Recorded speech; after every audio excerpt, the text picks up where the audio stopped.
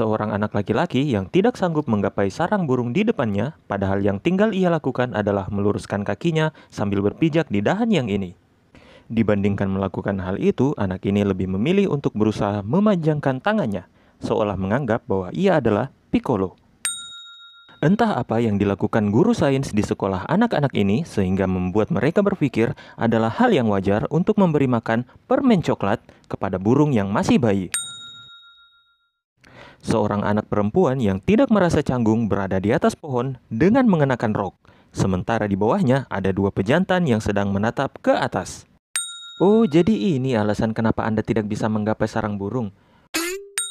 Mengendarai motor tanpa mengenakan helm bukanlah hal yang bijak bagi siapapun, termasuk bagi Anda yang menggunakan kendaraan plat merah dan dihormati oleh anak-anak sekolah. Seorang anak yang berada di sebuah tiang di stasiun kereta dan tiba-tiba menghilang. Yap, dia adalah murid sekolah Hogwarts. Dan yap, ini adalah peron 9/3/4.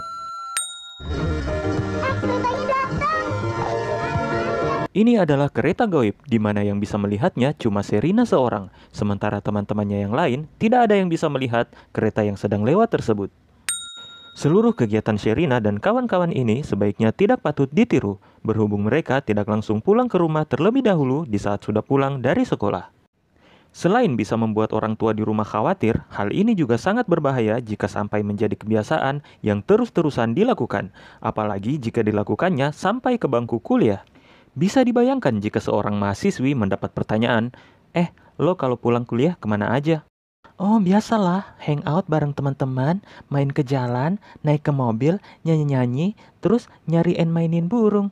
Biasanya aku sih yang mainin burungnya, soalnya teman-teman pada nggak berani. Ayah udah pulang ya? Iya. Ayah punya kabar gembira buat kamu. Seorang ibu yang menganggap bahwa pindah dari kota besar ke sebuah desa dan membuat anaknya harus berpisah dengan teman-temannya merupakan kabar yang gembira untuk anaknya yang masih berusia 10 tahun. Mama macam apa Anda ini, hei Anda? Padahal kabar gembira itu kan contohnya seperti ketika Anda baru pertama kali menonton video di channel ini, tapi sudah bersedia meninggalkan komen, menekan tombol like, dan juga menekan tombol subscribe. Nah, itu baru kabar gembira buat saya. Ayah kurang begitu suka bekerja di tempat ayah bekerja sekarang. Kamu tahu apa sebenarnya impian ayah? Sebentar lagi impian ayah ini akan menjadi kenyataan. Tunggu sebentar. Jabatan ayah Sherina di supermarket tempat ia bekerja bisa jadi bukan jabatan yang biasa-biasa saja. Itu terlihat dari sikap hormat para pegawai yang berada di sana. Dan dengan bekerja di situ, ayah Sherina bisa punya mobil, rumah yang bagus, serta isi perabot rumah yang terbilang cukup mewah, yang mencerminkan bahwa gaji ayah Sherina tidak main-main besarnya. Ya kalau main-main, di sini bukannya ada piano, tapi organ. Sementara itu, perkebunan tempat ia akan pindah bekerja, Ibu sendiri yang cerita sama saya bahwa perkebunan Bapak ini sedang banyak masalah. Mami tahu sendiri, perkebunan kita sudah 1 tahun ini tidak menghasilkan apa-apa. dengan kata lain memiliki masa depan yang suram. Ayah macam apa yang rela menukarkan segala kesejahteraan yang telah ia miliki demi memenuhi impiannya untuk bekerja di sebuah perkebunan yang banyak masalah dan tidak menghasilkan apa-apa? Bapak macam apa Anda ini? Hei Anda! Plester di lengan Sherina bisa berpindah tempat dengan kemauannya sendiri. Sherina naik ke atas atap rumahnya menggunakan tali ini. Sampai di sini tidak ada yang aneh. Yang aneh adalah ada sebuah jemuran di atas rumah Sherina, yang artinya ibu Sherina selalu naik ke atas atap rumah tiap ia menjemur pakaian menggunakan tali ini. Bisa dibayangkan kesulitannya, belum lagi naiknya sambil bawa cucian.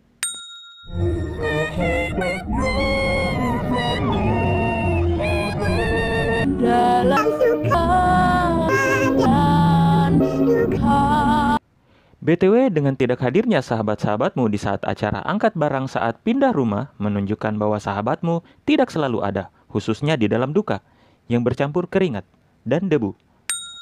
Entah kenapa, sewaktu bingkai-bingkai foto ini dibereskan, ada sebuah bingkai foto yang sengaja tidak ikut dibereskan.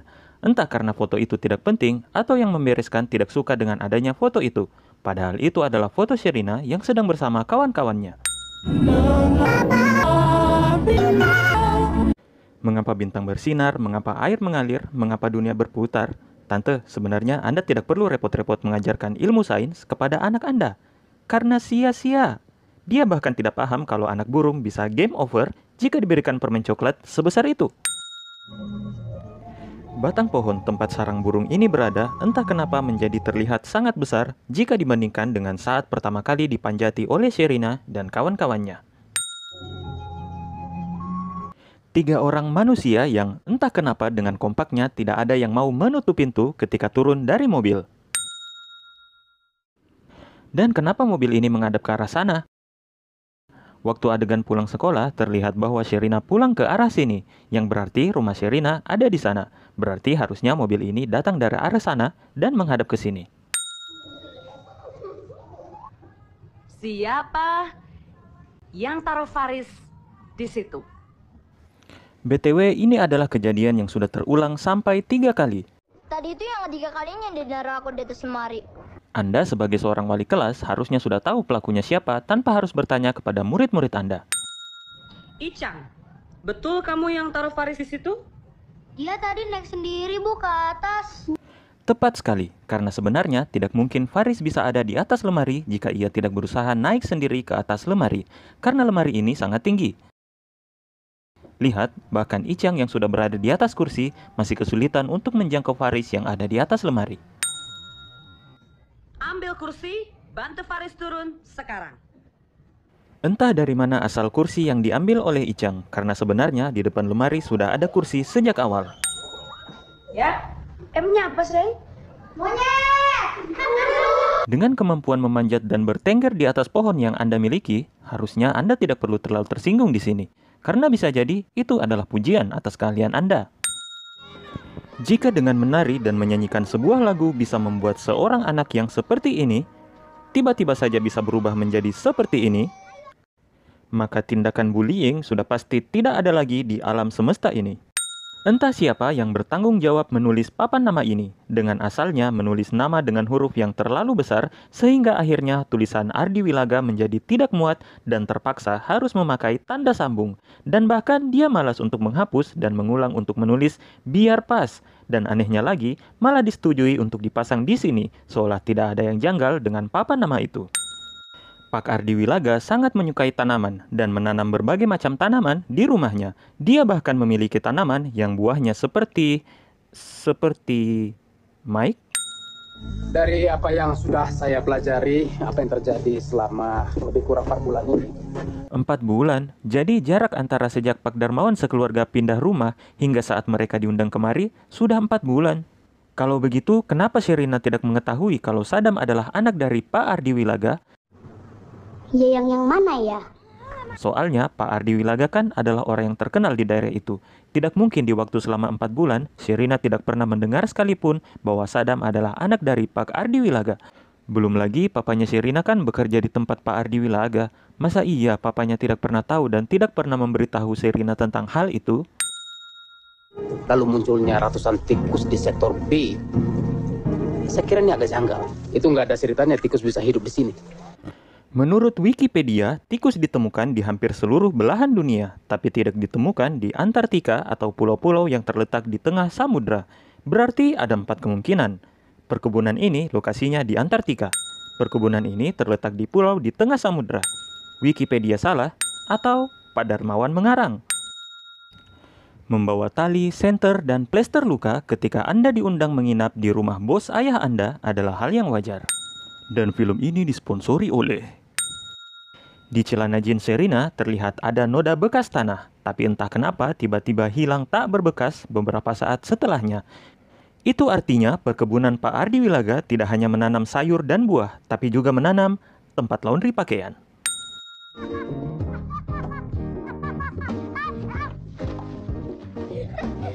Tiba-tiba muncul dari dalam tanah. Di jarak yang sedekat ini, tapi entah kenapa mereka berdua tidak ada yang melihat satu dengan yang lainnya. Walaupun sudah pindah sekolah, namun guru sains di sekolah yang baru tetap tidak bisa menyadarkan bahwa tidak semua makhluk hidup ciptaan Tuhan harus suka dengan permen coklat. Lari Pak, lari kabur. Cepat dikejar. Bantu kejar cepat. Ya kejar ayo. Sekarang Pak, sekarang cepat. Inilah akibatnya jika Anda membuka lowongan pekerjaan tanpa disertai ijazah dan surat lamaran kerja yang ditulis tangan.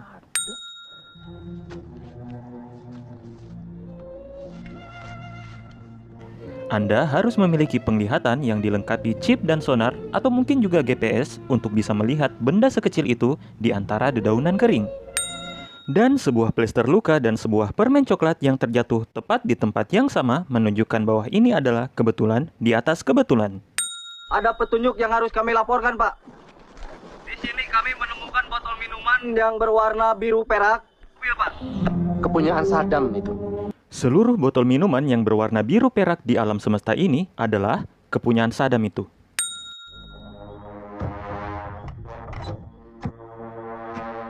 Entah bagaimana caranya, Sherina bisa menyusup ke dalam mobil tanpa disadari dan terlihat oleh orang sebanyak ini. Belum lagi, mobil yang dinaiki Sherina adalah mobil yang berada di depan, yang di dalamnya ada seorang anak buah Pak Raden yang terus berjaga dan tidak pernah meninggalkan mobil. Mari kita tinggalkan foto dan sebuah surat perjanjian yang berisi semua kejahatan kita di tempat yang mudah dijangkau. Untuk berjaga-jaga, siapa tahu ada orang yang membutuhkan barang bukti atas seluruh rencana kejahatan yang akan kita lakukan.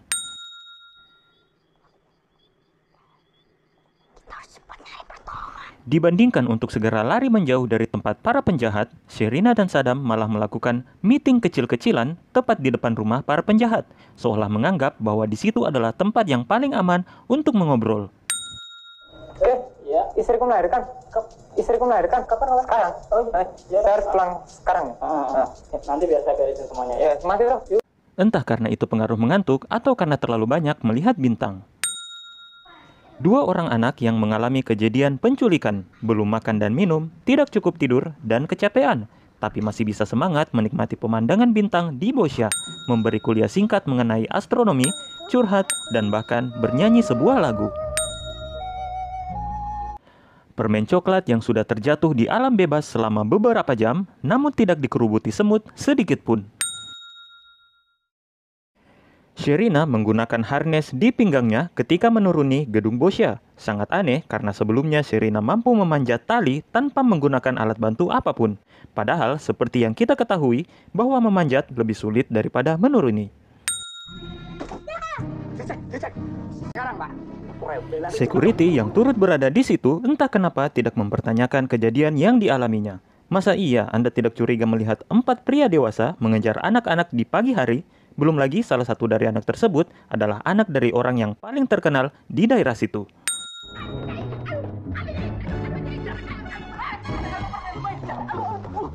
Hanya dengan sebuah harness yang sengaja dibuang bisa membuat Anda berdua jatuh terguling.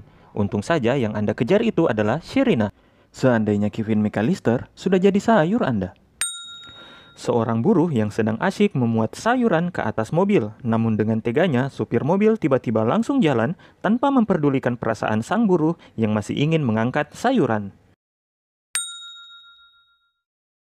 Sekali lagi, entah bagaimana Sherina berhasil naik ke atas mobil tanpa ketahuan oleh siapapun, termasuk oleh buruh yang barusan terluka hatinya. Entah di mana perasaan semua orang dewasa yang ada di mobil ini yang membiarkan seorang anak perempuan mengeluarkan kepalanya dari jendela mobil yang sedang melaju. Menurut Google, selembar uang kertas beratnya sekitar 1 gram. Itu artinya di dalam tas ini berisi uang 2 miliar pecahan 50 ribuan yang beratnya sekitar 40 kilogram. Meski begitu, seorang wanita yang bertubuh ramping seperti Natasha mampu membawa tas tersebut dengan sangat mudah tanpa terlihat kesusahan sedikit pun. Bapak Kartarajasa, saya membawa surat penangkapan saudara. Jika melihat kedudukan dan kekayaan yang dimiliki oleh Kertarejasa, harusnya ia tidak perlu terlalu panik seperti ini, karena bukanlah hal yang sulit baginya untuk bisa menemukan dan membayar pengacara yang bisa menyelesaikan masalah seperti ini hanya dengan materai 6.000. Hari di mana Saddam dan Sherina ditemukan bertepatan dengan hari terakhir liburan mereka. Di hari itu pastilah akan menjadi hari yang sibuk bagi mereka, karena harus memberi keterangan di kepolisian, menceritakan kejadian kepada keluarga dan orang-orang terdekat, serta harus diperiksa ke dokter karena trauma dan penyakit asma yang dimiliki oleh Saddam. Tapi entah bagaimana, Sherina dan Saddam berhasil membuat dan mengumpulkan karangan mereka dengan tepat waktu. Di saat anak-anak berlarian keluar kelas karena jam istirahat sudah tiba, ada seorang siswa yang lebih memilih untuk tetap berada di dalam kelas sambil bersembunyi dan bermain game online. Meski kita ketahui bahwa dilarang untuk bermain game online di sekolah dan umurnya yang terlalu tua untuk menjadi anak SD.